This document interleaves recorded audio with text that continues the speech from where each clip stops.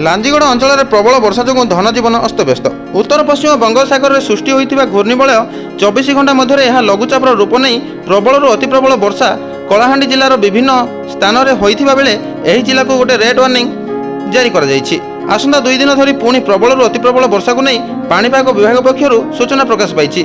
लघुचाप जनित वर्षा सबुठ अधिक कलाहांडी जिला लांजीगड़ में 157.4 मिलीमीटर वर्षा होता बेले एथिरे हरिकृष्णपुर जड़े महिला और डुमेरमुंडा गाँव ऋषिमणि साहू जीवन जाइथिबा बेले गोवर्धनपुर पंचायत अंतर्गत मधुपुर गाँव बासंदी माझी लांजीगड़ रोड पंचायतर त्रिलोचन महापात्र एवं पवित्र माझी घर भांगी जाइछि। सेहीपरि 14 तारिख में भीषण वर्षा को नहीं 8 जिला को रेड अलर्ट जारी करा जाइछि। सेही जिलागुड़िक होला कटक, अनुगुल, ढेंकानाल, नयागढ़, बौद्ध, सोनपुर, कंधमाल और गंजाम। प्रबल अति प्रबल वर्षा को नहीं जाजपुर, जगतसिंहपुर, पुरी, खोर्धा, गजपति, रायगड़ा, कलाहांडी, नवरंगपुर, नोआपड़ा, बलांगीर, बरगड़ और संबलपुर पर सतर्कता जारी होइछि।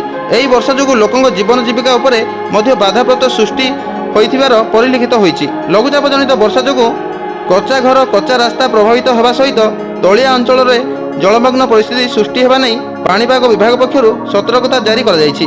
कलाहांडी शेखर सुमन दास को रिपोर्ट, युवशक्ति न्यूज ओडिशा।